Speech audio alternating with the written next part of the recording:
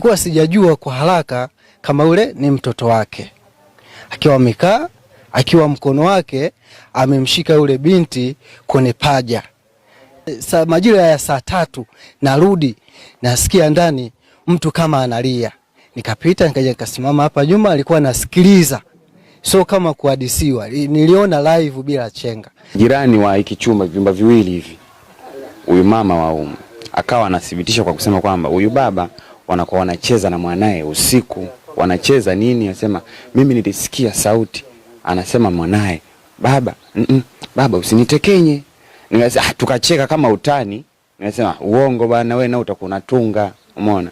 Lakini mimi kama mimi kile kitendo kilikuwa kinaniuma, na uwezo wa kumfuata baba yake moja kwa moja nilikuwa nashindwa kwa sababu ya mazingira. Lakini nilikuwa naongea tu na wenzangu, hiki kitendo hiki lazima kuna mwisho, kuna siku ya mwisho atakamatwa huyu baba, kwa sababu kwa kitendo hiki anachokifanya sio kizuri. Mtoto mdogo darasa la 7 anatumia simu kubwa.